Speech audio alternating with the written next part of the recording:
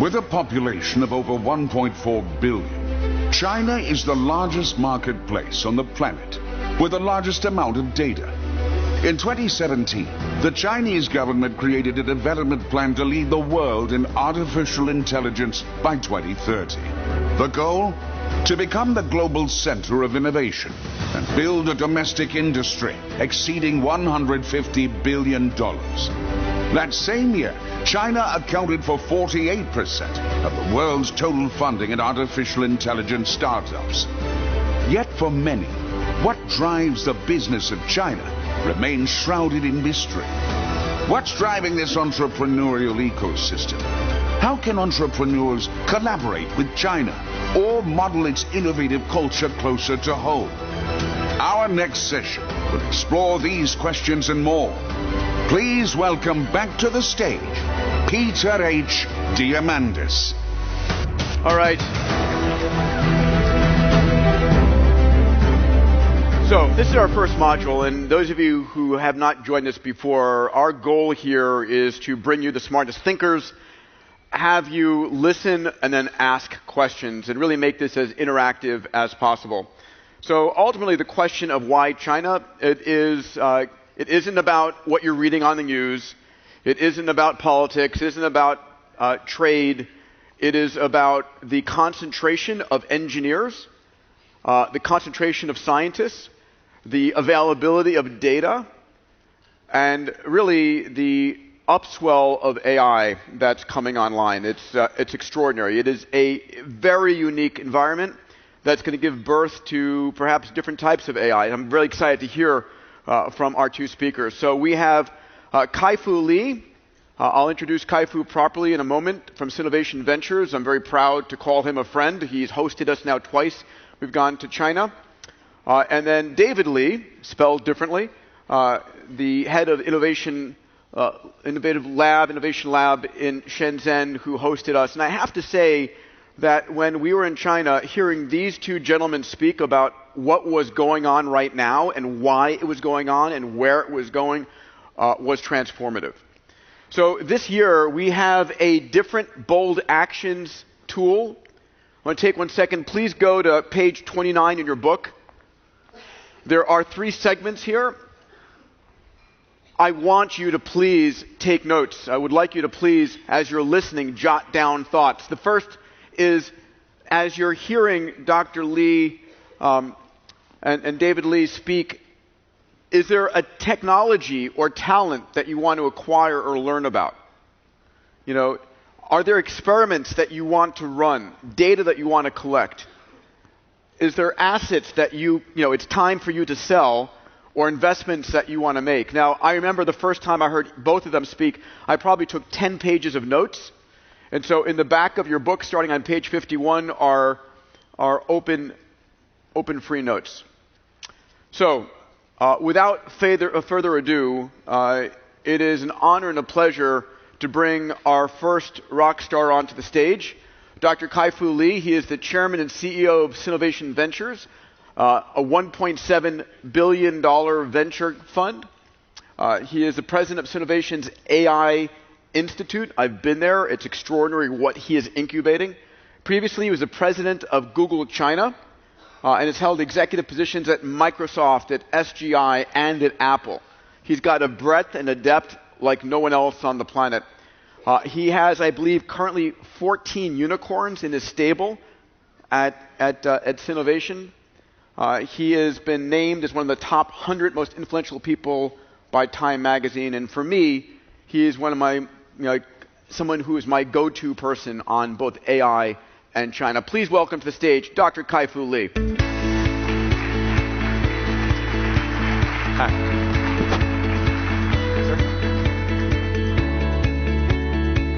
Thank you so much. Peter is such a dear friend, and it's a great audience and conference. So I'm going to talk about the AI, and I'm going to have someone even more famous than Peter introduce me again. It's a great thing to build a better world with artificial intelligence. 人工智能正在改变世界。 So you thought only his granddaughter spoke Chinese. But why am I showing this demo? This demo demonstrates a technology called deep learning, which is an omni-use technology that can learn concepts based on large amounts of data and make powerful and superhuman decisions, classifications, and predictions, with the limitation it has to be only one domain. So this demonstration shows when you train it on a lot of President Trump's speech, it actually speaks like him, and that liking him can be transferred even to Chinese. So that's the power of deep learning. This also is intended to show the success of Chinese AI companies, as what you just heard came from iFlyTech, a top Chinese company. So if we look at the capabilities of AI, from a research point of view, I already mentioned, deep learning, one domain, lots of data, beats human every time. However, it doesn't generalize, so it's limited to what I just described. So what can what I just described be used in real life? Well, in my book, AI Superpowers, which I think all of you have, I talk about the 4 waves of AI. The first wave is Internet. Why is Internet suitable for AI? Well, that's the one area where it's one domain, huge amount of data. What's the domain? It's Amazon predicting what you might buy. Google thinks what ads you'll click on. Facebook figuring out how to keep you longer on their page. So those are all objective functions and metrics within each domain, where every day we are clicking and using those pages, thereby not only creating training data for Facebook, Google, and Amazon, but also labeling it for them. So, for example, in each of the cases, think about this objective function. So one domain, let's say you're Facebook. You collect lots of data, people coming in and clicking on things in the news feed and not clicking on things, each of which is a hint for you. And then you as Facebook have an amazing knob. On that knob, you can say, optimize this thing. And this thing can be, make me more revenue, have the user see more ads, or keep the user on the page longer. And you know what? That was the reason that got Facebook in all this trouble. Because AI gives each user of the AI technology a magical objective function, which when you're the CEO, can align it with your business goal. Can you imagine if for your business, you have this magical black box, and you can say, get me more users, make me more revenue. I don't want revenue, I want profits. I want higher EPS. And it just that does it for you. So Facebook couldn't resist the temptation to optimize those numbers and forgot to look after other things. Okay, so that's Internet AI, and that's what has made phenomenal companies, Facebook, Google, Amazon, also Microsoft, and Baidu, Alibaba, Tencent. These are the Internet companies with the most data, 4/7 in the US, 3/7 in China. These are now they're soon going to be the most valuable companies in the world. However, AI isn't just for Internet companies. If you're a business with a lot of data and a single domain, let's say you're a bank that wants to minimize loan defaults, or let's say you're an insurance company that wants to minimize claims by approving and not approving insurance. And let's say you're an investment company that wants to pick a stock that would be the highest 12 months from now. It's all very suitable for you to use AI. And to give you one extreme example, just so that you can see how it works, we invested in a loan app. And this loan app is actually just a mobile app. You download and you say, I want to borrow $200, and it's zapped to you. So how many of you would be willing to go out on Wilshire Boulevard with $200,000, 200 to each of $1,000 that you can handpick walking on the sidewalk, and giving them and telling them, pay me back in 6 months? How many of you would do that? What kind of default rate would you get? 80%? Maybe because it's Wilshire Boulevard, it's 70%. But this loan app default rate is down to 3%. And the interest rate annualized is 36%. So you do the math. So how did it accomplish that? Well, obviously, like any loan, it would collect a lot of user information. Address, where you work, where you live, how much you make, do you own a house, and so on and so forth. But it also collects information from the phone. And it collects actually 3,000 pieces of information from the phone that are proven to be valuable into the consideration. So when AI does its correlation with all that it knows about you, the 25 things you filled out and the 3,000 things on your phone, it can draw a powerful correlation and decide, are you the kind that defaults or not? And it optimizes the objective function to minimize default rate or minimize putative computed default rate. So what 3,000 things does it have? Well, it has what kind of phone you have, what kind of apps you have. Do you have lots of gaming apps? Do you have gambling apps? Do you have cannabis apps, right? And also, do you have serious apps? Do you have Quora? So all of that counts for or against you. And it also collects how much time you spend on various types of apps, and also what day of the month is it? Is it before paycheck or is it after paycheck? That makes a big difference. How long did it take for you to type in your name and address? Taking too long and too short may also have possible ramifications. And then we just for fun checked the least important feature, and it was how much battery is on your phone. That actually matters just a tiny little bit. If you think about it, if you're someone who habitually plug in your phone like OCD, you probably are a little bit like someone who pays back loans. And the converse may also be true. So check your phone. If the battery level is low, not so trustworthy. But seriously, all of these is collected, and battery level is a tiny little vote. Think of these 3,000 features, some having 1 million votes, some having 1 vote. Battery has 1 vote, but collectively it gets the default rate way down. So this company is amazingly profitable. That's wave 2. Wave 3 is perception AI, the ability to see and hear, computer vision, speech recognition. Amazon Echo is an example. Another example is face recognition in China. I know that's a little bit controversial at times, but let me give you an example. It provides amazing safety with some questions about privacy. But if you think about it, all of us tolerate having face recognition and cameras at airports because those are dangerous. Well, what about concerts? For some people, they'd be uncomfortable, but let me tell you a short story. There's a famous singer named Jackie Chan from Hong Kong who went to China recently and gave 4 concerts. And in the 4 concerts, 40,000 people came, and 23 got arrested because they were recognized as they walked in with their tickets. Their faces were seen by the face recognition, matched against the most wanted criminal, and 23 of them decided to take a chance because they love Jackie Chan. And now they're all in jail. So you can draw your own judgment about at what point is it fair to trade off privacy for security. And obviously every country, every person may draw it differently, but in China, it went for more safety. Finally, another example in the 3rd wave is Amazon Go, the autonomous store. You just take everything and put it in your bag and walk away. No longer do you need a cashier. No longer do you need to waste time checking out. Those are all done by computer vision, recognizing by what you took, what you did, what your hands did, and whether you put things back. Finally, the 4th wave is autonomous AI, and that is robots that could function in agriculture, pick fruits, decide how much water, how much to fertilize.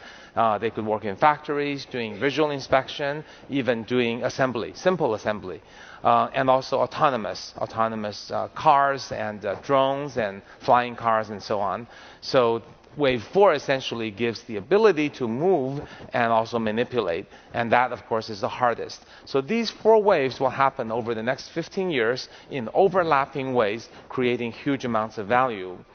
And in order for AI to work, you need a massive amount of data and good tagging or labeling, and work in a single domain with lots of compute power and AI experts. So speaking of experts, who's leading in this AI expert? Well, clearly, US scientists leads everything. US and Canada basically created all of AI technologies that imaginable. So one might imagine that US is way ahead, along with more patents, more papers. So how can China have a chance? So let me challenge the assumption that whoever is ahead in research shall be ahead. See, this is actually part of the current US-China export control and dispute. It's based on the assumption that US universities are way ahead. Therefore, if you block Chinese from access to this, then China will be contained. Well, first, great countries should work together, but even if you wanted to contain China, it won't work for the following reasons. First, there aren't that many breakthroughs in AI, and they're not that hard once they've been published.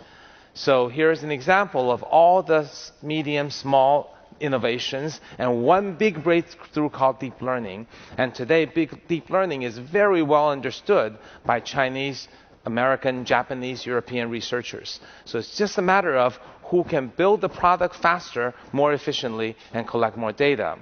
And secondly, given there's only one breakthrough, when there are no more breakthroughs, we are at the stage of implementation, not research. It's not the case there are new breakthroughs every week. You can read about new AI applications in cancer, playing Go, doing debates, and you think that's breakthrough after breakthrough. No, that is just all built on deep learning. Those are just applications. So the winner is going to be he who implements well, not he who has breakthroughs. Obviously, the country with breakthrough will win, but there hasn't been any breakthroughs in the history of AI. 63 years, only one breakthrough, and that was 11 years ago. So anyone who tells you more breakthroughs are coming in fundamental research in AI that will make machine learning more like human being, well, there's no engineering data to support that. Now, of course, it's not impossible, but it's just very unlikely that it could happen very quickly. Obviously, other people like our mutual friend Ray Kurzweil would disagree, but I think data is currently on my side. So the third observation is AI people love to share. So there's open source on GitHub, TensorFlow. So for a new person coming on board, it's not that hard. So these 5 assumptions, the fifth one is changing. If you have a lot of young engineers, you can do many types of AI. You don't need those super scientists anymore. So now, applying those 3 observations to China, I will tell you, China is leveraging all the things that's shown in orange and doing 6 things that are important to note. First is that there are a massive number of engineers. The number of papers are increasing. Second is Chinese products are copycats no longer. Only 5 years ago, there were a lot of copycats, but today, many Chinese apps are actually ahead of China. In the orange column, it's worth about $350 billion, and it includes things like full mobile payments, things like video-based social networks, things like shared bicycle, things like gamified, socialized e-commerce. So when I say these terms, they might sound like fancy terms, but really you don't have them in the US. The Chinese entrepreneurs have initially learned from the US because China was a small market with little money back then. Now that China had all these more people coming on the internet and lots of capital going into China, entrepreneurs grew and flourished and improved. An American belief that once a copycat, always a copycat, is proven wrong in China. Once a copycat, you choose if you want to aspire to be an entrepreneur and innovator. Because didn't we all copy when we started learning music or art? And why can't it be that you start by learning from the masters, then you have new ideas? I think the Silicon Valley view is too extreme in this particular case. Obviously, copycats who always copy for their lives will not amount to much. But those who learn can emerge innovative and triumphant.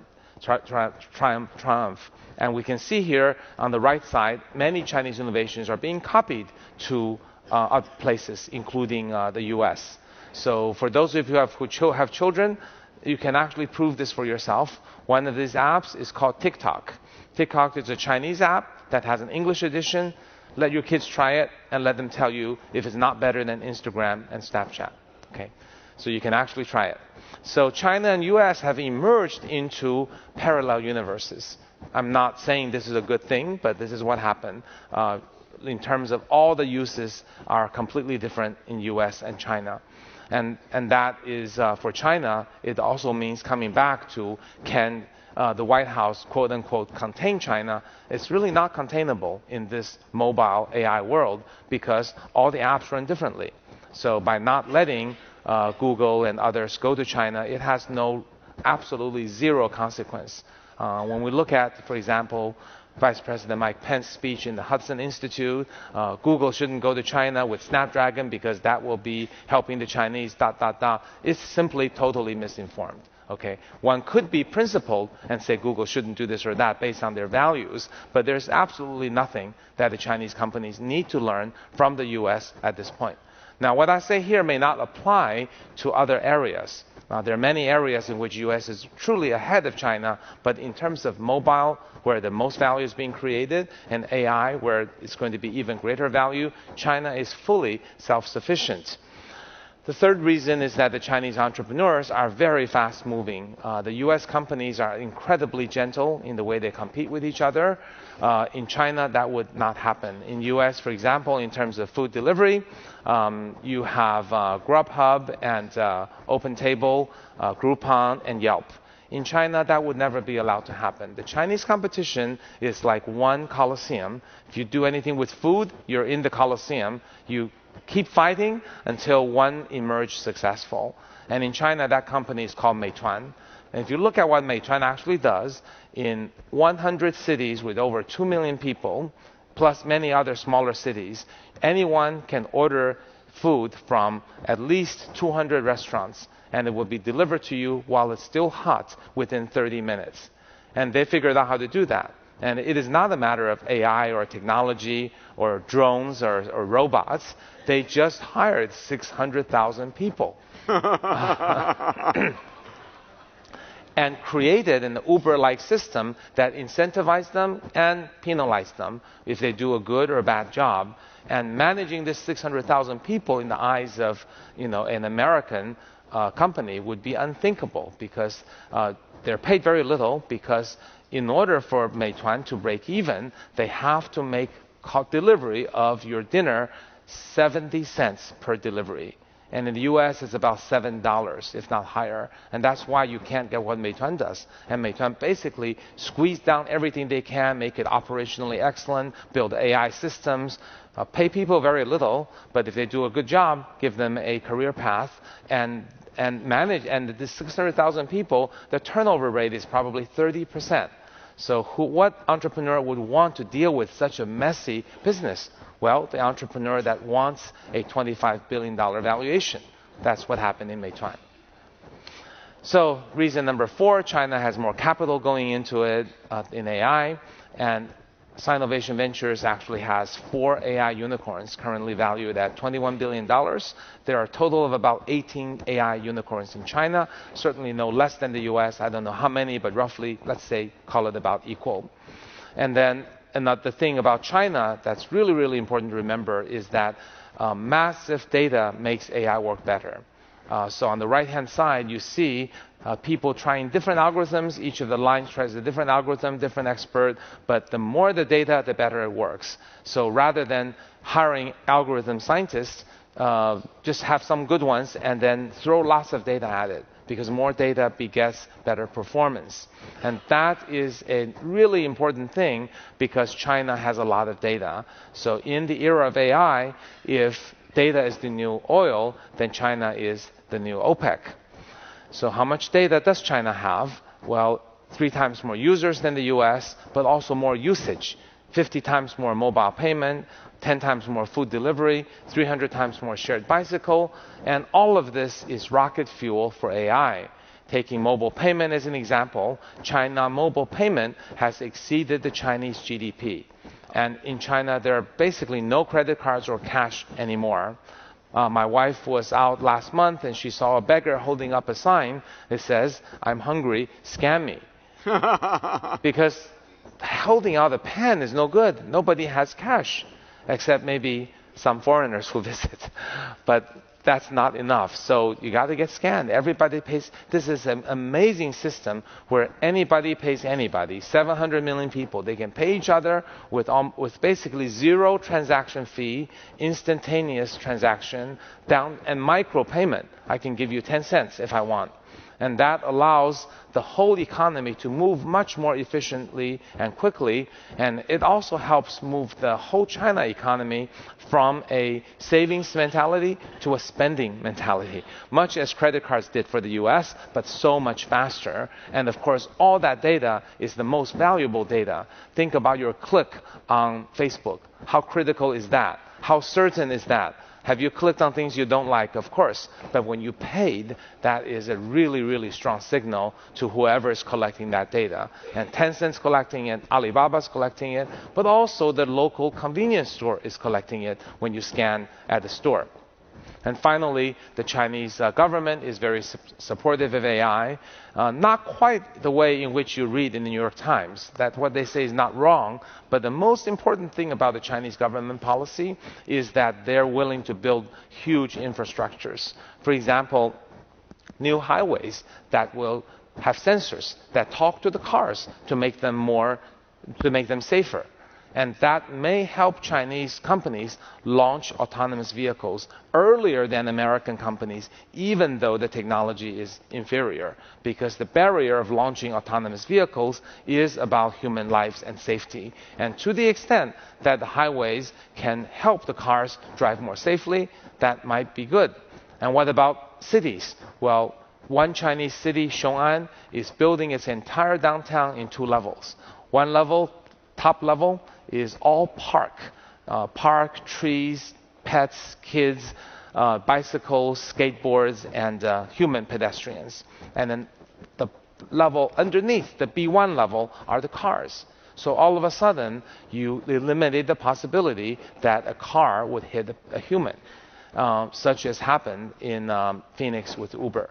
So that may be the brute force, extremely expensive brute force way infrastructurally get the Chinese autonomous vehicles to launch and collect data and become better, while Americans are still looking for Phoenix and other cities to do trials and perhaps struggling. I think the reluctance or the difficulty to put hundreds of billions of dollars to rebuild a city is potentially something that would pull U.S. behind.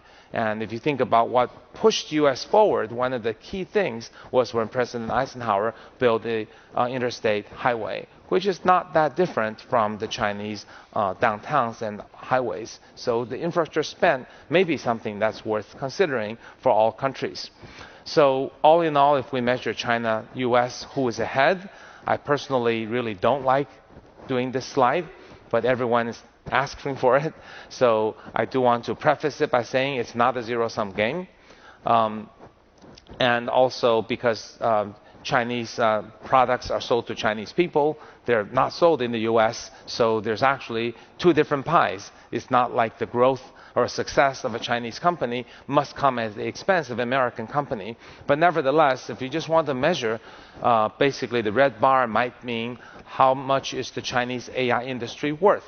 How much revenue is in the Chinese AI industry. And you will see that China has gone from way behind to probably slightly ahead in the next 5 years. But keep in mind, again, this is merely about productization and monetization. US is still ahead in research. Now, the question is, will that research result in commercial benefits or not? So this does not assume research breakthroughs, which may change these numbers. So in fact, AI is just the beginning. If you think about AI at the top level, if you think about the entire stack on the server and in the client, on the client mobile side, you've got apps, right? And under apps, you've got development tools. And then on the server side, you've got data and cloud and servers and the storage and, of course, 5G equipment. And then you've got the server products and then the PCs and the phones. So collectively, if we call that technology, I think in the future it is likely that China tech will power half the world. And I think this is an inevitability, and these are the pictures in which I draw, the blue color being American-dominated, red and pink being Chinese-influenced. Now, again, I'm not saying this is a good thing. I'd rather there would be more US-China collaboration, but it looks like we're on the path to having parallel universes, and Eric Schmidt has called it parallel internets, and that appears to be where we're headed. So with all the forces accelerating AI, It will create a huge amount of value, $15 trillion for the world, a lot of wealth, maybe enough to reduce or perhaps one day eradicate poverty and hunger. But it will also introduce a lot of issues. I think in US and Europe, most of the people are talking more about issues related to privacy, security, bias, maybe dominance of giants, giant companies, giant countries. But the one point I wanted to spend the last 5 minutes on is job displacement, which I believe to be potentially the biggest issue, which then causes wealth inequality. So what does it mean to say job displacement? Well, if AI does routine jobs, and it does it extremely better than people, and it's essentially free and doesn't complain, has no labor union, works 24/7, then many of the jobs will be better done by AI. And that goes from left to right, from repetitive jobs, routine jobs, optimizing jobs, even jobs like radiologists and the simple reporter, translators, they will be displaceable by AI in the 15, 20-year time frame. So are Peter and I going to be out of work? Fortunately not. Those who are doing complex jobs will be cross-domain. So AI is one domain. Those doing creative work will be creating things that didn't exist before, whereas AI needed to be fixed with an objective function. So is that enough jobs to be had? Well, no, because displacement's happening in the financial industry. Citi has given a warning. We've seen a number of other companies follow up and facing problems. Layoffs are happening. And also, if you look on the right-hand side, these are real products that we're investing in. On the right-hand side, you see a store that is actually like a McDonald's, where you can order a meal for about $2. So, and it tastes really good. I think for the Chinese taste, it's definitely better than McDonald's. So how many more Chinese people, when these F5 future stores are everywhere, how many Chinese people will pay $7 to eat at McDonald's or $2 at F5 future store? And that is a form of job displacement, because to the extent McDonald's share goes down 50%, so go the work, right? The jobs. On the right-hand side, you see a $2,000 cashier, and it instantly checks out all the pastries you buy. And you don't have to put any labels on it. It runs by computer vision. It's a wave 3 technology. So what happens if there's a lot of people who are displaced? Will there be a huge problem? Well, first, many people will say AI will create new jobs, which actually I agree with. But the problem is, any new job that AI creates will likely be non-routine. So even if there are more jobs than the total number of people, the number of people displaced who used to do routine work cannot take on the new jobs unless the new jobs either don't require much training or we find a way to provide the training. So anyway, coming back to what kind of jobs can AI not do, I think there are two types of things. One is creative jobs. The other is actually compassionate jobs.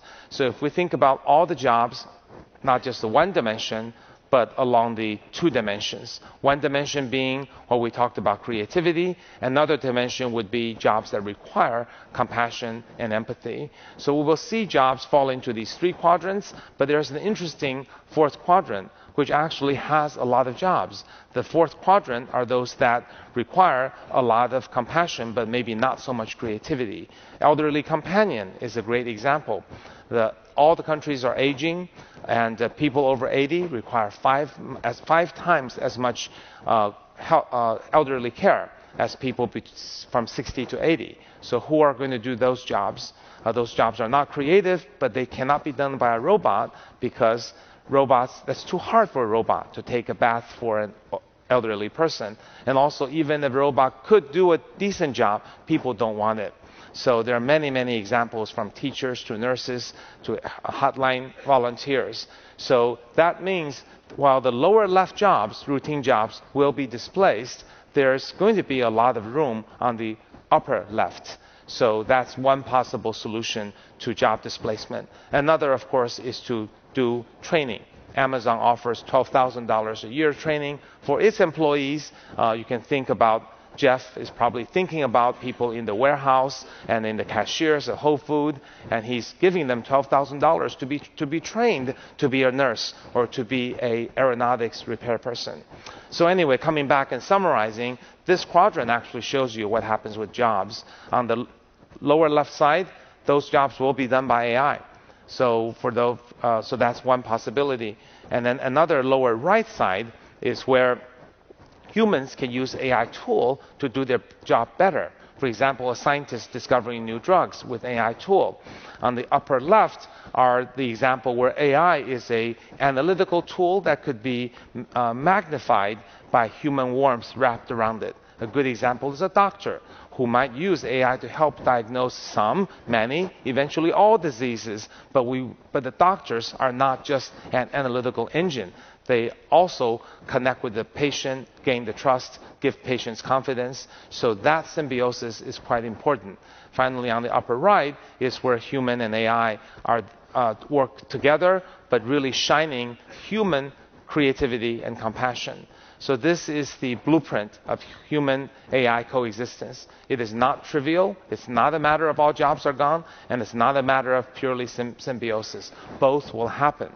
So this talk, I've talked about the next 15 to 20 years, when we'll create a lot of wealth, a lot of opportunities, a lot of efficiency, also create a lot of havoc and challenges, including job displacement. But I want to close with a note of optimism, because when all this is said and done, hopefully we have the wisdom and the capability of solving all the problems, generating the wealth, and finding a way to share with all the needy throughout the world. And if that is done in 25 or 30 years, when your children or grandchildren grow up, hopefully this is how they will remember AI. Two things. Number one, AI will be remembered as something that is truly serendipity, because it will have liberated us, humanity, from all routine work. And it would force us to think about what it means to be a human. And it will give us the free time to do what we love and give time to the people we love. Second thing that I think this will do is that we will realize AI is merely a tool, that we and we only are the humans who have free will. And we're the ones who will write the ending of the story of humans and AI. Thank you.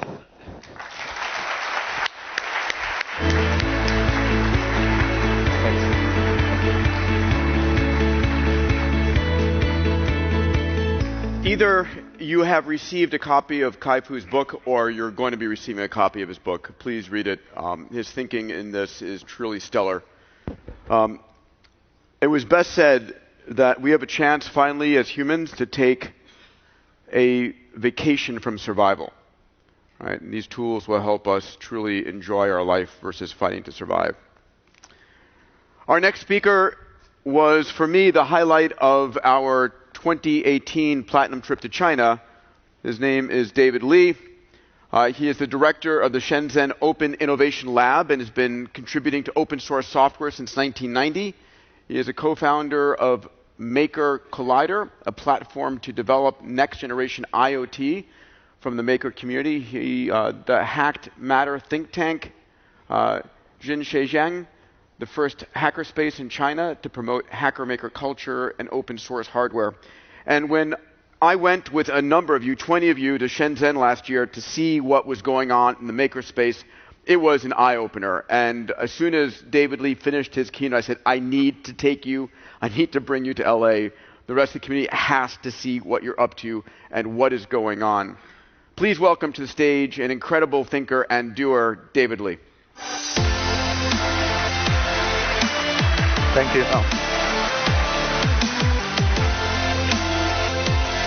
Thanks, Peter. It's a great pleasure to be here, and especially back in LA. So I was originally from Taiwan, came to LA in the 90s to go to college. Have been contributing to this free open source movement. And in 95, with the calling of the internet, this new force is going to change the world. Left the PhD program, starting the first company right here in LA. When the bubble burst, in 2002, I moved to China. be there in China in 2002, starting to looking at what China is like, what China is, not just that New York Times headline. In 2010, starting the first makerspace in China, and 2011, with two friends, we started a think tank to look at how bottom-up innovation look like, how people, everyday people on the street, when they can starting to access technology, what that kind of innovation would look like. We started the journey in 2011, starting by a very interesting premises. Is the maker movement, this grassroots bottom-up innovation is booming. It's coming to China. I started the first makerspace. How is this going to impact China? But as our research goes in, we realize maker movement is exactly the same thing. It's what drives China for the past 40 years.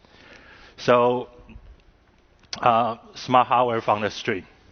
Our research concentrated on the city of Shenzhen. A lot of you might have heard of Shenzhen for the first time in 2010, and if you remember it, it's the sweatshop of China, where people are jumping off the roof because they are making too many iPhones. But this is what Shenzhen looks like today. Every article, I cannot believe how many articles came up just at the end of 2018. Shenzhen, the power capital in the world. Shenzhen, the innovation hub of China. Right now it's a little bit of the growth. But it's really coming down to when people write that, when I ask you what Shenzhen has innovated, what Shenzhen has invented, most of people cannot answer. And that's because Shenzhen is defying the narrative of the innovation doesn't come just in the beginning of original invention and discovery. The more important, and as Kai-Fu just said, is execution. Shenzhen has the best execution in the world. Let's look at this, and this is a great time to talk about this. Tim Cook just blamed China for everything, like everything in America today. Let's just blame China. So Apple sales down. Chinese are not buying enough. China's economy is terrible. They are not buying enough Apple. They are not buying enough iPhone. That's why Apple is not doing well. But if you open the number, this is actually what it looked like. In 2017, the global mobile phone shipment, Apple is 14%, Samsung is 15%, and the rest of them, some of the logo you might not be familiar with. Huawei is recently in the news, Xiaomi. Everybody else, almost all of them are Chinese companies, and with the exception of Xiaomi, everybody else headquartered in Shenzhen. This one city in China has 70% of the global market share for mobile phone. This is happening under Apple's nose. This is happening without any press release, except Huawei. But how did China come about? If you want to learn how did Shenzhen come about, if you want to learn how Chinese entrepreneurial thinks, you have to understand Shenzhen. So this is 1987. Shenzhen was designated as the first special economic zone in China. What is special economic zone? At the end of the 80s, Chinese government starting to feel communism is not going to work. So let's try something else. What do we try? Where do we try? We're not going to experiment with the real Chinese city. So they came down to the south of China, right across the border from Hong Kong, with 15 fishing village, with about 300,000 people. They built a wall, a physical wall around this place, and say, okay, well, inside this wall, everything goes. Outside this wall will still be communist. So here you go. Go crazy experiment. For the first 10 years, the Shenzhen experiment went well, and the prominent leader Deng Xiaoping came down to Shenzhen in 1992. And this is the model of Shenzhen, the second part, not the first part. To be rich is glorious. So how is that working out for Shenzhen? This is Shenzhen today. It's a metropolitan of 15 million people. In 1987, Shenzhen is 0.1% of the Hong Kong GDP. Last year, we are at $400 billion GDP, surpassed Hong Kong. And how did this come about? How did this 40 years of crazy growth and economic miracle came about? First, of course, the mass manufacturers starting to move into Shenzhen, the electronic production, the PC production, the low-cost production is starting to come into Shenzhen and build up a manufacturer base in Shenzhen. But this is a traditional outsourcing story. But in the late 90s, Shenzhen and China starting to become well off, and people starting to have disposable income. And when you have disposable income, you want entertainment. And in the 90s, the late 90s, the entertainment of choice, DVD, pirated movie, pirated TV series, pirated music. But there's one problem with DVD. If you take a Chinese pirated DVD and stick it into your fancy Sony, this is what you get, cannot read. And by the end of 1990, Shenzhen already have huge manufacturing power for electronics, with engineers, with designers. So, well, let's solve the problem. Let's make a DVD which reads everything. And this is starting to shoot off. This is starting to sell not just in China, but anywhere in the world where people has a little bit income, want some entertainment. So this is global. So this gives Shenzhen two things. First, there is a possibility to introduce our own product. The second, the Western market is not the only market. Everywhere else, this product serves the bottom of the pyramid, the bottom of the society. And market like this starting to form. This is the electronic market of Shenzhen. This is a fun place to be. We have a really fun time the whole afternoon there. Cannot get Peter out of there. And by 2002, opportunity hit where the global need, the global awareness of mobile phone starting to appear.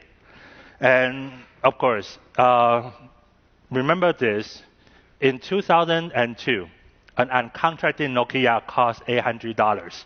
If you don't live in a wealthy Western country, it's probably pretty much not affordable. But hey, we're in Shenzhen, we know how to make electronics. So we're starting to go crazy, starting to make mobile phone. And it's not just copy. Of course, there's a lot of copy, but that's an easy way to start.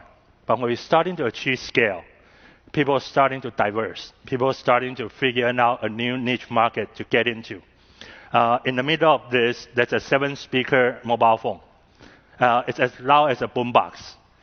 It's creating for one profession only, the construction worker. You will see everywhere in China. Loud enough music to cut through the noise of the workspace. And how did they do? 20 million units a year.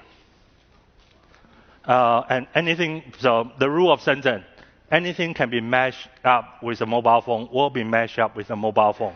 So that's a fidget spinner phone. And how to read this? So if we think about mobile market, is Nokia, is Moto in the 2000s. This is the big guys. This is the company who's going to dominate the world. But in their decision, if it's not going to be about 10 million units, it's not worth doing. Shenzhen comes out as we're not going to compete with this big guy head on. We're just going to take all the market the big guys cannot take care of. And very soon, this bottom market is starting to be large. This undiscovered opportunity is huge. By 2012, that blue segment is about 300 million units. It's a quarter of the global mobile shipment. And that caused the downfall of Nokia and Moto, because the big ship, they have nowhere else to grow. So it's kind of interesting to think about this. This is 2019. Just roll back 10 years. If anyone's standing on this stage and say, okay, well, Nokia will go out of business in 10 years, and you guys will be thinking, Peter is crazy. Where did he find this lunatic? That's crazy talk. But in reality, 2012. And Shenzhen has been nice to some of our original inventors in Shenzhen. So the DVD Reads Everything company, Now they own this Oppo, the number 4 mobile phone in the world. And they also own this Vivo, the number 5 mobile phone in the world. And this is very funny, is this brand is practically never heard of in the Western countries. They are in Southeast Asia, in China, I think India. And they're actually the strongest growing brand in India. And that's another thing. The mobile technology company is no longer global. You can do well by going niche, serving a regional. This is another big company out of Shenzhen nobody ever heard of. It's called Techno. If you've been to Africa, you have seen them. But outside of Africa, nobody has seen it. Even though it's a Shenzhen company, I cannot even get their phone in Shenzhen. Techno is a 100 million unit mobile phone a year company. They are 42% of African market. This is the fastest mobile growing market. But entire continent of 1 billion people is still big. How about it's getting smaller? Wiko. How many people heard of this company? No French? Okay. Well, this is number 2 mobile phone in France. It's a 6-year-old company, and they surpassed Apple as number 2 in France 2 years ago. How do you beat Apple and Samsung in French market? Not by technology, but by being more French. So that's a strategy. And not even that big a company. I mean, the Shenzhen has this open system. Everybody can make a mobile phone. So this is our friend Cyrus in Lagos, Nigeria. Launching his own company 4 years ago. He's doing about 10,000 units right now, every year. But nice, good $1 million a year business in Lagos. And so just to have fun and just to prove how easy it is to make mobile phone in Shenzhen, this is a video with Wall Street Journal. They did their own Wall Street Journal 1 for $70 each, 20 units in 2 weeks. That's how easy it is. And really to think about what's happening in Shenzhen, it doesn't get explained by the narrative we have about innovation. You have to be in the cutting edge. You lead. You dominate. The problem is that domination doesn't last long. What happened in Shenzhen is best to be explained by this book, The Mass Flourishing. Huge amount of technology gets transferred into a region. The region has an opportunity to catch up. But just having the big company coming in, opening shop, people talk about my job, that's not enough. You need to have local dynamism, entrepreneurship. People want to grab onto the opportunity and say, okay, well, I can do this. I can make some money. I have the tenacity to make it happen. So Shenzhen is one of these places. In the past 40 years, this city of 15 million people, we registered 3 million companies. This is 4 in 1 people in Shenzhen is a boss. That's 4 in 1 person in Shenzhen is a CEO. So, Shenzhen probably not going to lose that many jobs when AI comes. We are all in the CEO column. So, what's to look at? What's the other thing to look at Shenzhen? Probably many people read this book, Innovator's Dilemma. Everybody likes to use the term disruptive innovations. But we don't really use the disruptive innovation the right way because we always just mean a disruptive inventions. Innovation has to be useful, has to have market, has to have value. An early beginner, easy to overshoot the target. The newcomer will figure out some way to produce this cheaper, to discover a traditional non-use market. And this is exactly what happened with mobile phone. We did not try to fight Apple in the US. We go to Africa. We go to Southeast Asia. We go to rural China. And Shenzhen do this in the most open fashion. When you go to Shenzhen, you walk into the market, it's very easy to learn about what kind of product is popular. You're just standing on the top of this kind of shop, and then you hear at 4 o'clock in the afternoon, you just listen to who has the loudest rapping song for the tag. That's the duct tape wrapping sound is the sound of money in Shenzhen. So you hear the louder sound, you go over there, you look at what they are doing, and then you figure out how you can do it yourself. And then everybody jump into the same market. And once you jump into the same market, the kind of division of labor will happen. People make every part. You can buy every part openly from different vendors. You can have your own smartwatch in a week. What's left is the figuring out what's my value, what's the value I'm going to deliver. Shenzhen free company from having to think about engineering and design. So much so, we have white label daily. You can just pick one of these, launch it in 2 weeks. And this is challenging the notion about technology innovations. When the rest of the world is still stuck at, if I want to do ICT, I need to engineer it myself. I need to have owning all the IP. Guess what? The IP you are going to spend $2 million and 18 months to develop in the ICT product, I can buy it on the street of Shenzhen for $10. So this is one thing to keep in mind, is the thinking about this not as a competition, but as an ecosystem which can help you to deliver what you need faster, cheaper, and will make your life easier. So what's the scale of Shenzhen? So 2 of the most important things when you want to build a hardware is my engineering. Shenzhen has 5,000 technical solution house, employ about 150,000 engineers. Shenzhen has 4,000 industrial design studio, employ about 130,000 industrial designers.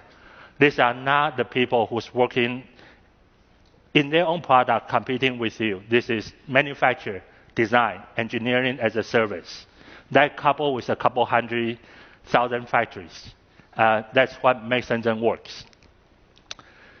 Shenzhen become a very different way of working from traditional big brand opaque supply chain. It's layer. From the bottom, every layer helping the layer above. MediaTek is what enabled the entire mobile phone. 10 years ago, MediaTek doesn't exist. Now MediaTek is the second biggest chipset provider for mobile phone. Every layer has their opportunity. Everybody do what they do the best and work with everybody else. There's no winner take all. There's only cooperations. So Shenzhen innovation is very strict. It's not about my long-term vision. It's really about how do I make a buck today. But in the open environment, in the open support system, it created an amazing result. Good. Now this for the first time. How many people heard of this company? Anchor. So you shop on Amazon. Have you shopped on Amazon for chargers? You probably run into this company. So this company is 5 years old. Started with $100,000 5 years ago. Last year, they have 1.2, 1.3 billion sales on Amazon. And what do they sell? Charger, cable, battery bank. And one thing they realized 5 years ago is if you look at the US market, if you lose your charger, going to Apple is $35. But going to some unnamed back of the truck eBay shop, it's $5. But coming from Shenzhen, we understand the 35 and the $5 come from the same place. And so brand promise, slap a logo on it, put it on Amazon, charge $15 for it. Now you have a business. This is how Shenzhen thinks. And then, yeah, of course. Now, other than them, we have about 2,000 cross-border e-commerce. I think 70% of the Amazon third-party stationed in Shenzhen. So really looking at this is the small company just put in a PC on your TV, $10 million. Anything can be integrated, everything can be used, will be integrated. So this is one of the cutest use. You all have fancy Apple Watch, right? But does your Apple Watch do this? This is mobile payment and allowance tracking for 5 years old. And I'm going to skip this one. Basically, facial recognition, toilet paper. So one thing to know about Shenzhen is Shenzhen makes ICT hardware commodities. If you think about ICT hardware, if you think about anything you want to stick an internet connection, computation into it, think about this. Someone already out there in Shenzhen probably finished 80% of what you need to do, and he's ready to partner. And really, Kai-Fu just said, we are really at a time where AI, artificial intelligence technology, they are becoming so common. Everybody can go online and learn about AI. Everybody can download open source AI. And now, with the understanding of Shenzhen, well, everybody can make an Echo. Everybody can make their own smart hardware. So just to see this, how easy it is, we have a group of kids who actually build these robots. Not this one. This is the fancy Swedish robots by a couple of PhD. And we just want to see how easy it is for a couple of kids. With the open source hardware, open source software, the accessibility into the China supply chain, be Taobao, the e-commerce. And today I'm going to introduce about our robot, the Weeding Master.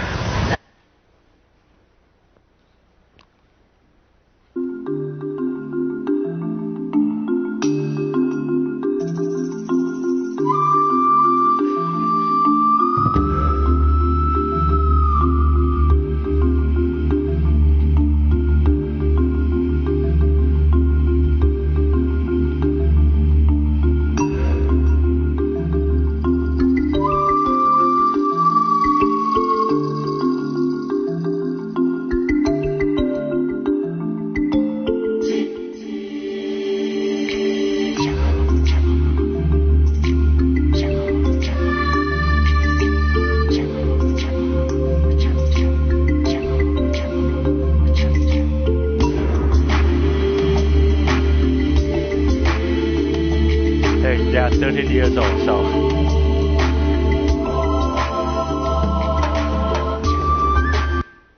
It's a fun exercise for kids. Cost $2,000 for them to build this machine. So really to rethinking about where we are, technology continue to enable entrepreneurship, enable the dynamism. So this is a village in the middle of nowhere, China. Three guys 10 years ago discovered there's something called the e-commerce, and there's something called IKEA.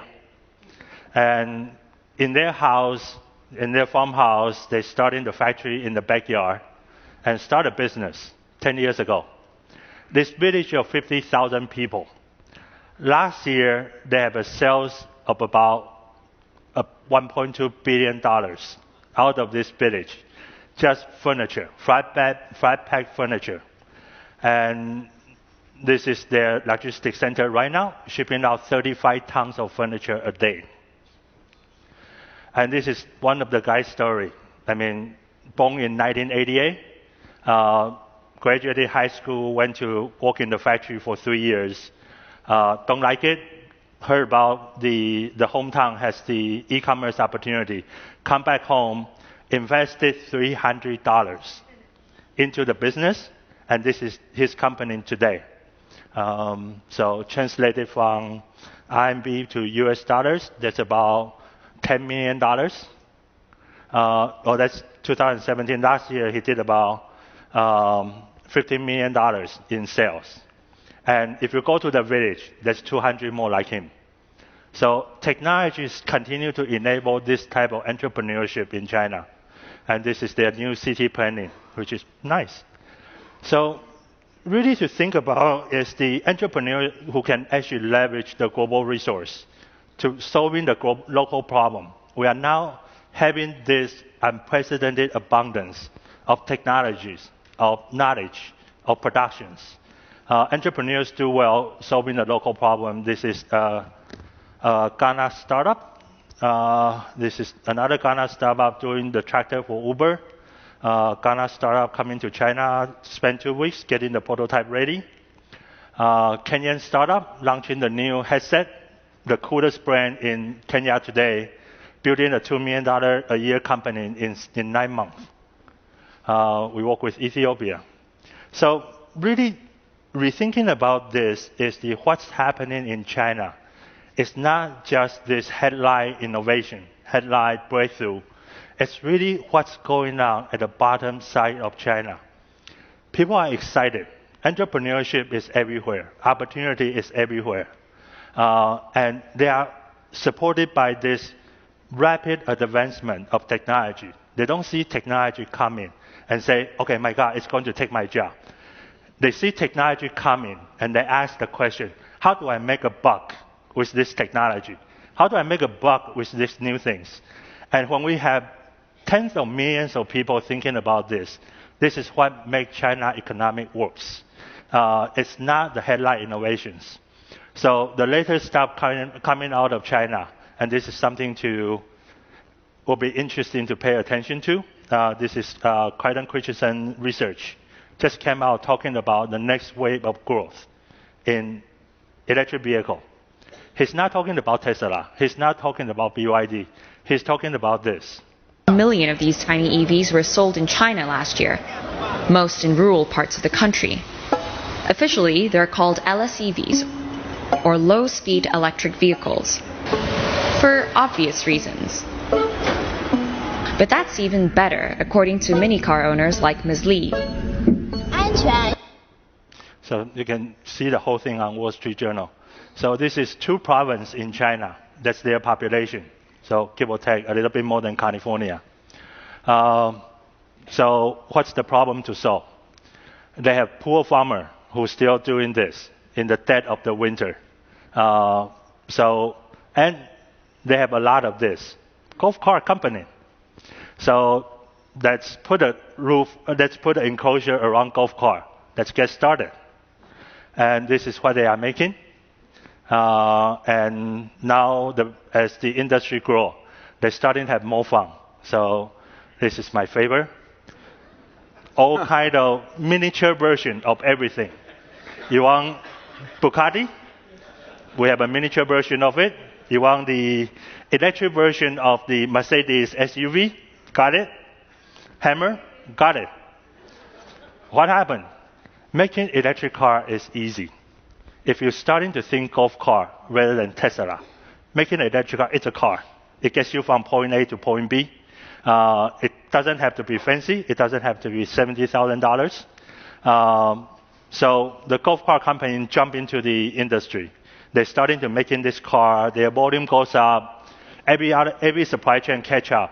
So now all you have to do is put a motor, put some battery, put a steering system. Now you have a car. And this is the integrated motor controller with controller and motors. And that's all you need. And now this is their latest iteration. Some of them starting to look like real car with a price tag of $2,000. And this is their factories. So we sent one of our African partners go over there to check it out. So the factory was built in 9 months with 300,000 units a year production. And so my friend went there. When I was touring there, I was touring with their chief engineers. This 62 years old lady, we are driving electric cars through the factories. And she's complaining that building electric car is so boring. I've been automobile engineer for 40 years. This electric car thing is boring. The peasant can do it. But one good thing is they now have free times. I can go home and cook for my grandson. And so just for the reference, that's exactly the same unit number as Tesla in Fremont. So in summary, if we're really thinking about the coming power of AI, of China, it's really not about a competition between US and China. It's about artificial intelligence come out of here, the execution done in China. But when it's done in China, it's not exclusive. It's pretty open cooperation. And how this is going to enable more people around the world to do more things. So with that, we ended this call with Arado, many small people in many small places doing small things can change the world. Thank you.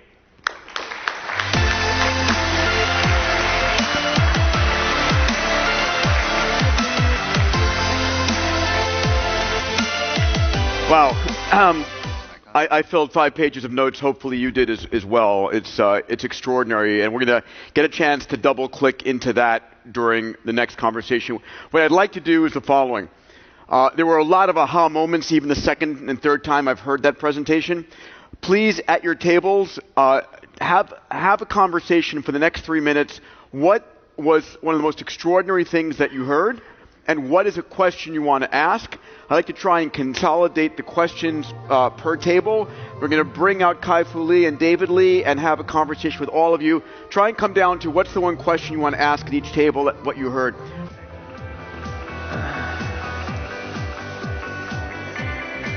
All right. So this is the chance for you guys to really dive in and ask questions. You've had the chance to hear the same kind of content I've heard before that really helped shape my view and has really led me to invest my time and my energy in learning about and partnering in China. We have 2 ways you can ask questions. Number 1 is you can go to the app and hit Q&A, and in Slido you can ask your question. You can also upvote questions. I'm going to be watching the questions on the wall. If a question gets to 5 upvotes, I'm going to interrupt our normal flow and ask it. The second way, if you're more sort of an extrovert, is you can go to the mics and you can ask a question. What I'd like to do is just to get as many questions as we can, ask you to limit your questions to a minute. And I'm going to ask, hey Siri, would you set a 1-minute timer when people ask questions for me? Sure, Peter. But why don't you ask Leah to do it? Okay, Peter, I will start a 1-minute timer when people ask their questions. Thank you. Thank you. I appreciate that. Thank you, Siri. So Siri will be monitoring our 1-minute timer. Let's get ahead and jump in. We have our first question over here. If I get the spotlight on, please, so I can see who it is.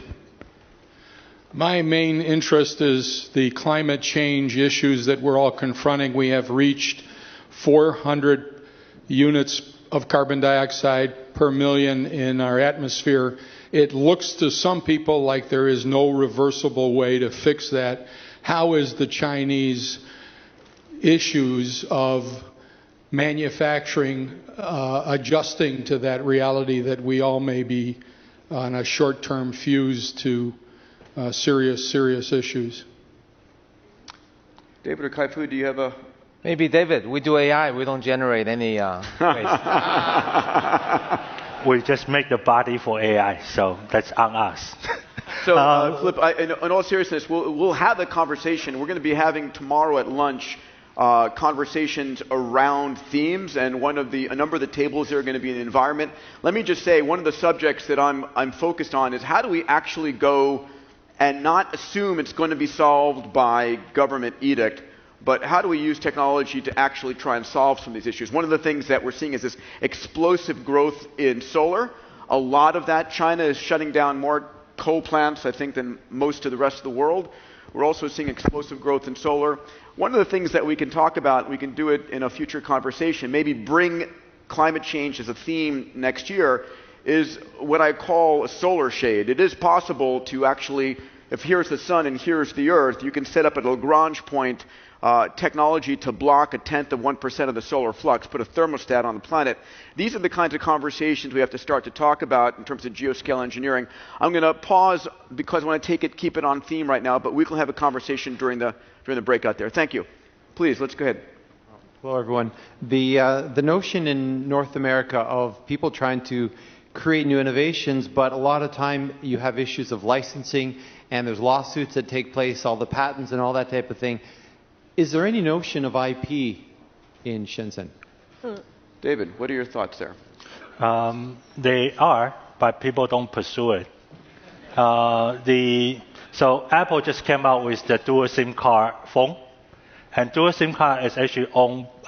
There's a patent is actually owned by a company called Tino in Shenzhen, but they are not suing Apple. I mean, litigation on IP these days It's less about the intellectual property itself, but it's more about the procedural blocking of business. And the idea, and there's a lot of good books coming out and actually talk about the reality of the IP licensing in North America. I would suggest a book called Democratized Innovation by Eric von Hippel in MIT. So that notion of a lone inventor who invent the IP and get rich on the IP, that actually don't happen anymore. It hasn't happened for 30 years. So let me also add a point here, which is important. I had on stage at Singularity University a couple of years ago two incredibly smart people that you know, Steve Jurvetson and Astro Teller. Steve Jurvetson is one of the top VCs, Astro running Google X, and we talked about where things are going to be in 10, 15, 20 years. And the conversation was around the notion that the rate of innovation is so fast that intellectual property has less and less value down the road. That as soon as you release your product, there are 2 or 3 generations of innovation in the next week, let alone in the next year. So I think one of the ways on how do you remain competitive is continuously innovating. Let me go to the questions over here just to keep my promise. How do we find the right Chinese companies to collaborate with and work together to find solutions to our issues? Is there a platform for that? That's actually a question. So a lot of companies here want to go and collaborate in China. How do they do it? What would you suggest? Well, Peter knows a lot about China. Peter can be that platform. And by the way, we are looking to do that just because of the importance of it through our trips. But beyond that, by the way, whenever you hear a problem, you should think great business opportunity, right? So maybe Claire Adair, who will meet on my team, maybe Claire, we start that platform that we make available here because, David, what are your thoughts? I mean, you work a lot in that space. Yeah. We always suggest our the startup we work with, just starting with AliExpress. Go on, type in the stuff you want, type in the characteristic of the things you need. 80% of the chance someone has already made it. You can just order them, specify your color, give them the logo, and you will be shipping in 2 weeks. Well, if we're talking about making things, we have an investment in an American company called Fictive, which hides the process of which company you work with, and actually you can specify from a CAD drawing and coming down to where it gets made. Of course, mostly it gets made in Shenzhen. I would also want to caution that given the likely export control and CFIUS and other things, it's going to be increasingly difficult for American companies to work with Chinese companies because of the American laws. Which may end up being a disadvantage to American companies. It will hurt both, I think. Pablo, let's go to you next. Alpha. I guess this is a question for Kai-Fu Lee. You talked about artificial intelligence in Europe, in the US and in China, but not in the European approach. I guess recently you mentioned that the European approach of protecting people's data and privacy could be seen more of an academic exercise or some romantic view. But then you have GDPR, which is forcing companies to bring data closer to consumers, to give data protection back, transparency. Do you think there is a third way for ethical AI, or you don't see that happening? So European GDPR impact on AI? Mm-hmm. Yeah, I think it rules out the originally very slim chance Europe can be a major player in AI. Now I think it has no chance. And I think if you look at aspects of GDPR, they were created by a lot of ethicists and policymakers who I think very respectably and nobly put privacy as a inalienable human right, which I don't think is quite shared in America and certainly isn't in China. And when you go to that extreme and say all the data belongs to the user and they will become distributed and decentralized, that makes it really difficult for a company to build AI applications. They further ask companies to increasingly use data only for the purpose for which it was collected. And that, again, will make companies like Google and Facebook really cringe. And on top of that, there are many applications they require human in the loop.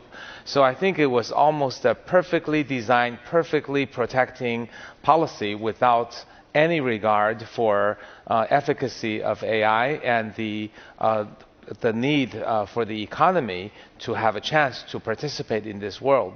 So when I brought this point in Europe much more diplomatically than I just did, you will see my comments in DLD. There was a policymaker who tried to tell me, Dr. Lee, you're not correct. You think we don't understand that there are technical and AI consequences, and slowing down AI is a side effect. That is not true. We build these policies specifically to slow down AI. So with that statement, I think I've become speechless. Wow. Let me go to Slido here, then I'll go to you, Donna. What protections should we take when partnering with Chinese companies? Let's start there, and then the second question I want to also ask is, AI feels expensive and inaccessible to smaller businesses. Is this hypothesis correct? And if not, where should we start? The first question is, what protections should a U.S., American, North American company take in partnering with China? Anything special? I don't think so. Going in as a partner, stop thinking about them just as a supplier who wants to cheat you every step along the way. If you think of people that way, they will treat you that way. So go in open-minded as a partner, as a cooperation, work out the issue. I mean, Apple, arguably the most valuable company in the world for some time, has tremendous partners in China. How about AI for a startup business? It seems difficult, expensive, theoretical. Is there a starting position? How should an entrepreneur who wants to bring AI into their business start? Kai-Fu?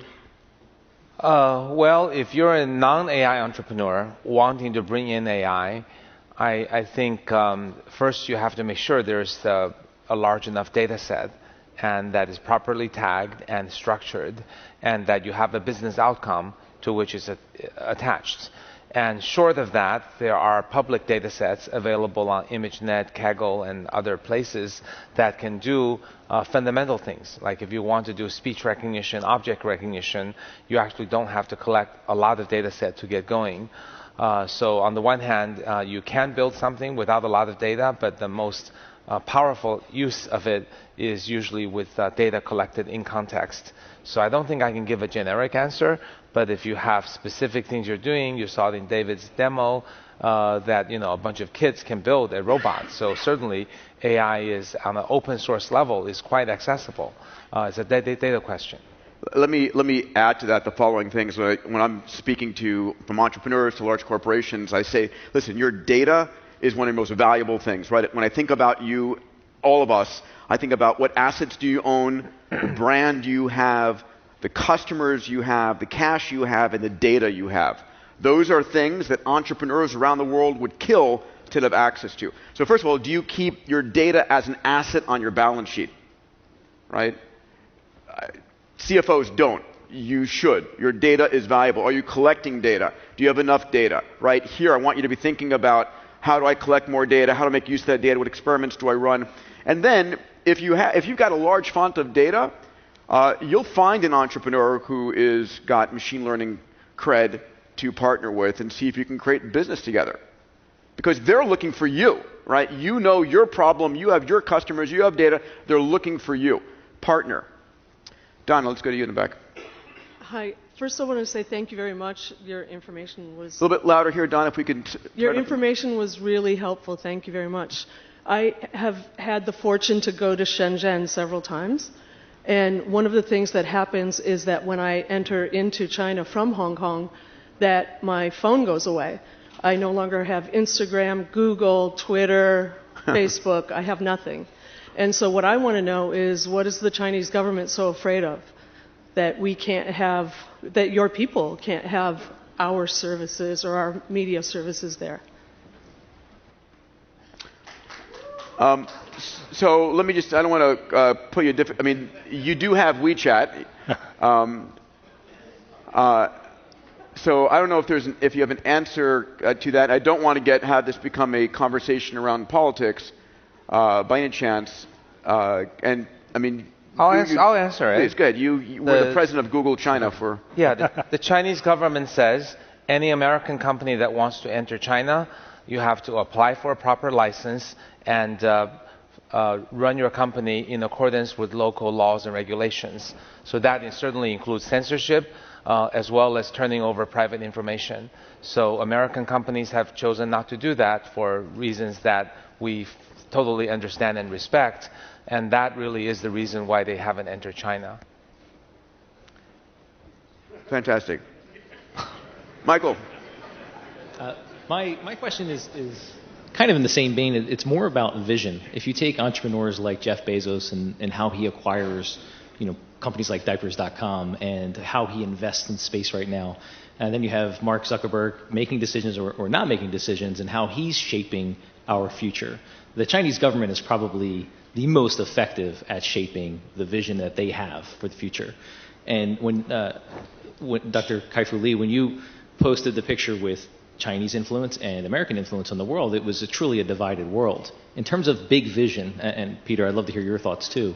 In terms of big vision, how do we as entrepreneurs focused on solving the world's greatest challenges create something unified, where you do have an opinion of what China has and how the vision they want to see the future of the world, and then you have all these other entrepreneurs that have a vision of how they want to see the world. At some point, there needs to be cooperation. Do you have any thoughts on how we can actually make this happen? I think you made it just under the Siri alarm system here. What are your thoughts here? So let's compare American and Chinese entrepreneurs. I think American entrepreneurs often have a grand vision from the very early stage, and that's what motivates the leader as well as the company. And I think that's what builds the spirit of Silicon Valley.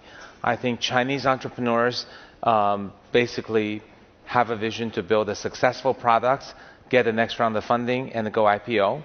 However, as the product evolves and the company grows, they figure out what the vision is and use that to come back to guide the company forward. So I think it's quite different ways, but I think what is shared is the successful companies on both sides do have very strong vision, and I think it's probably arguably more intrinsic to the Silicon Valley culture. I think the Chinese culture is more pragmatic, and vision is more something a little bit after the fact to motivate the people, and a way to glue the products and the people and something nice together. I think there are two different ways to build companies, and does that answer your question? Or is it I think in the directionality, I do want to point out something that I experienced when I was there through your eyes and also through you, David, which was the level of entrepreneurial energy is off the charts. Yeah. You go to Silicon Valley and people are working hard, but they've got a life. The toast we toast that we learned from you at dinner at that amazing Peking Duck restaurant was 996, which is a good life for an entrepreneur, is 9 a.m. to 9 p.m. 6 days a week. That's a balanced lifestyle, right? Right. And there are many entrepreneurs who are working 7 days a week, 12 hours a day and more. That was incredible. Is that like that in Shenzhen as well? But I think one of the things to look at is who gets defined as entrepreneur in the society. I mean, right now, that requirement of having a grand vision, have the right degree, have the right connection, is defined American entrepreneurship. In China, as the example I just gave, a high school kid can still run a $10 million company. That opportunity, that dynamism still exists. That kind of coming back is we look at who gets defined as entrepreneurship. The shrinking of the dynamism on this side is really looking at the difference between the potential collaborations. So I have to double click on something which I was blown away with, which is the Taobao villages. Let's talk about this 1 second. So we have 32 countries here. In a lot of countries, we are worried about economic hardship and people are getting displaced by robots and so forth. And the story that I heard you tell in more detail was literally a kid who didn't want to become a farmer or a fisherman, and his friends basically start mimicking IKEA and go from you know, I think they tried to find carpenters. They went to coffin makers to try and find people who could be carpenters for them, and they were discovered when Alibaba said, why is this small village in no place getting hundreds of millions of dollars of e-commerce? And just so what happened? This guy started bringing more and more people from the village together? Well, it's the village life. So the three of them, when the picture, when they're starting the whole thing, when they're starting to make money, they sign an NDA with each other, saying we are never going to tell other people how we make money. But you live in the village. The uncle or auntie comes over and say, hey, cousin graduated high school. Can he come work for you? And the cousin comes, work for you for 6 months, figuring out everything, and go out and starting their own company. And that's why in this village, in 2007, they have one e-commerce store. And last year, it's 7,000. Everybody got one. So the other thing about entrepreneurship in China is you do what makes money, and you find your own niche. You don't come out with the vision and then try to execute that visions. The vision comes after. So like a Taobao village that makes socks, and Taobao village that makes different things. Yeah. So in 2010, when they're starting to look for Taobao village in China. And the Taobao village is defined as what? It's defined as in administrative area. 10% of the population works e-commerce related, and have about $1.2 million in the whole town revenue. And then you are a Taobao village. So in 2010, when they make the definition, there are 37 Taobao villages in China. Last year, 3,500. Amazing. Let's go to Jeff Peoples, and we'll go to a few of the Slido questions. Jeff. Hey, Vladimir Putin says the nation that leads in AI will be the ruler of the world, but from what I'm hearing from you, is it really going to be accurate, or is AI going to transform governments? So is the government or the country that has the best AI going to rule the world, or is it going to be so powerful that it literally transforms governments? Well, don't believe everything Putin says, please. That's a quotable. I think the companies is what AI makes. And actually, a lot of people are talking about a company like Google has more power than most countries in the world. And that brings a lot of opportunities and concerns. But I think countries at this stage are encouraging AI. They're building infrastructure for AI. They're investing in AI. They want AI research. But I don't think of country as the unit. Only recently, I think people really want to get into this U.S., China, and other countries. And obviously, there are issues with respect to, trust on the 5G infrastructure. There are issues related to national competitiveness. There are issues with respect to potential security, and also the use of AI in war and autonomous weapons. So those are obvious issues for which AI is incredibly important to a country. But I think the measure of success is going to be in the units of companies. However, I do think they're correlated with countries. The more there's nationalism, the more data is stored only within the country. The more countries view each other as competitors, I'm afraid they will end up being correlated. That is the quality of the power of AI in the US will be the sum of the parts of all the companies plus those national things. So we are a little bit moving in President Putin's direction, but that really isn't good for globalism, but that unfortunately seems to be the slippery slope that we're on. For you, Kai-Fu, is there an index fund that we can invest in with regard to China tech companies? Well, there are index funds available, and I don't know what the names are, but one would question whether the best companies are post-IPO or not, and also whether the index fund has old traditional tech companies as well as the new ones. And I'm certainly a believer in the new economy, and I think if you want to do public companies, probably a reasonably safe bet is to create your own index fund. It's an index fund of 2, Alibaba and Tencent. I personally do that. If you want to go into more early stage, welcome to invest in Sinovation Ventures. And so, by the way, you guys are open for another fund, or what? We are. Okay. But it's a larger fund, so. And how do people find out or get involved in that? They can email you and then me. Okay. That would work. Okay. Yeah. In 2013, our second Abundance 360, those of you who were with me in Marina del Rey, I remember I gave out the Pebble watch that was crowdfunded. Eric Majigovsky, a friend of mine, went out and said, will someone buy these Pebble watches? And then Eric had a new problem once he sold like 80,000 of them. How do I manufacture them? And he got on the first flight to Shenzhen. So I'm just curious, entrepreneurs who want to they have an idea for a product. After my experience there, I think my first job is to fly there and start talking to people. How do you think about that as an entrepreneur? Well, these days we actually suggest come over as you are forming the idea, informing by what's available to you already, and try to have a very clear ideas about where you are going to the market, what's your objective. So, because people come in so early, and so many of our friends has been checked with Pebble.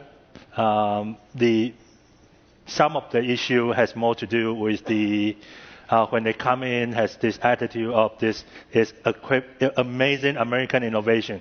Chinese cannot figure out how to do this. And at the same time, that's already $30 equivalents you can buy in the street market of Shenzhen. And they still insist on doing everything on their own. So rather than having a 2 months production cycle, they went into 18 months. Never figure out anything, and entrepreneur going to the factories, trying to tell the factory floor manager how to do things when they have zero manufacture and production experience. That we see again, and so really coming back to think about how you collaborate, where you come from. Unless you have 40 years supply chain management experience like Tim Cook, it's best probably trust your partners when they give you the number, and rather than trying to double check with no reference. That's what happened to Pebble. Yeah. Abhishek, you got a question in the back there, pal. Yeah, hi. Very enlightening, and so I'm based in the Middle East and serving the Middle East and African markets. E-commerce is the big thing from a consumer point of view, and that world that you drew up of the two maps of the U.S. and China is what is happening when you look at those markets. So how do companies that want to help facilitate that logistics platform from getting these resellers in Shenzhen or mainland China into the Middle East and African markets, how do you go about working with them? Because I think e-commerce is clearly one of those growing bubbles that is just going to continue to grow. You mean coming to the U.S. market? No, coming into the Middle East and African markets where you know that these Chinese resellers are now looking at as growth opportunities as domestic markets continue to saturate. Southeast Asia has done. I mean, a lot of the African entrepreneurs we work with, they just hop on AliExpress, find the partners, buy the product, and starting to selling them. And on top of that, there are 300,000 African traders currently living in Guangzhou. So that market is actually, and tens of thousands of the WhatsApp group is facilitating this kind of conversation, this kind of exchange. So one thing, if you look at African market, it's that post-digital growth. I mean, when China is growing, the digital is not fully grown yet. But when African is growing, I mean, it's already fully digital. You can get ads drop into 50 different groups of thousands of the entrepreneurs who's there, bouncing idea, exchange everything. So I think for that, it's going to make Africa a very competitive market for everything. Edwin. Thank you, Peter. When you said at the beginning, if you think about it, you can do it, and that's an idea that's growing on me. I'm from Chicago, where it's cold and snowy, and I'm 60 years old, and I'm very sore from shoveling snow. And I want to ask a question to better understand this miracle you described in Shenzhen. If I went there and said, could you help me engineer and create a little bot that would go by cars you parked and dig out a place they could park because the streets are covered with snow? Is that the kind of idea you come there and you assemble the teams and you can actually create a product that does things like that? Are you saying that people can come with ideas that are that poorly formed and leave with a product? Just so happen I have a friend who's making robot for Canada for the same issue. So here's the question. What color and what volume?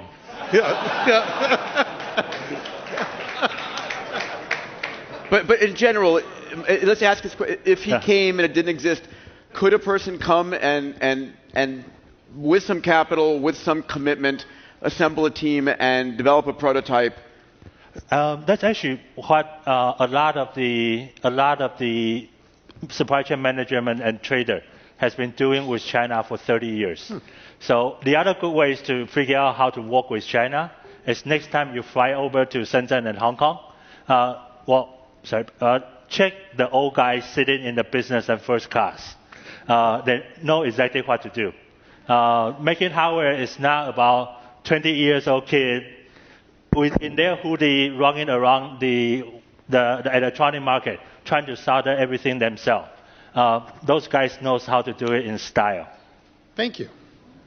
Thank you. I'm going to answer one more question here from the Slido. I apologize. Please catch these guys at the break. Believe me, there's so much here.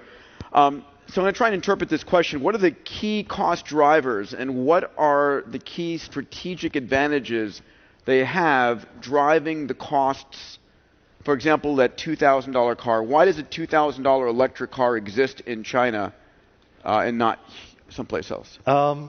It's a supply chain collaborations. So you don't build what you can buy, and you listen to your supplier about what they can offer. Don't hang over on the 2% difference. Just a motor is a motor. Don't try to say, okay, well, I have a very special idea about motor. It has to be done this way. A motor move, you have volume. When you have volume, you come back. That's actually an excellent paper by John C. Brown. It was published on McKinsey Quarterly in 2004 about this gigantic motorcycle ecosystem was established in Chongqing in the 90s, where in 10 years, the industry took over 50% of the global motorcycle sale. And this push and pull along entire supply chain. So that's what that reverse pyramid looks like. It's not one big company on top dictating everything, trying to go down to the smallest detail. You work with what you can get today, the best cost. Ship it, iterate it, and rather than trying to figure out to do everything your way, then this comes back a little bit about, well, good to have grand vision, but try to iterate the vision along the way when you execute. Awesome. Kai-Fu, last question for you. Is it true that the data generated in China in the realm of AI, by law, cannot leave China? Well, it is true that the Chinese government asks the company which accumulates the data that the data must be stored in China. Whether it can be copied outside China, I'm not sure. I suspect more and more countries are asking that the data cannot leave. So I actually don't know the answer, but I think it wouldn't be surprising. I think the answer will be yes for China as well as many countries. Please help me in thanking these two amazing individuals, Kai-Fu Lee and David Lee. Thank you.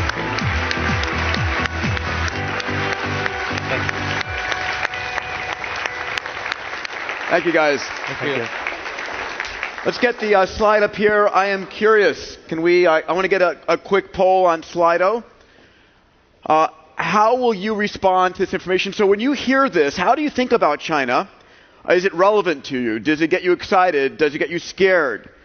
So the questions are, is your response to this that you're going to go and visit China? Is it that you're going to look for investment opportunities? Do you want to go and experiment in China? Do you want to pursue China as a marketplace? Or no new actions yet? This, my business does not connect with China. I'm just curious. Let's get up to 100 votes here and see where that comes out. So by the way, I have thought about if I had something I wanted to build, I probably would go to Shenzhen and figure out how I would build it first, just to see what's possible, at least to prototype it. All right, so experimenting, I think that's super smart. Going to China, we can talk about that. Investing in the China ecosystem. And then China's a market, a lot of unknowns there. All right, thank you very much. It gives me a sense of the room.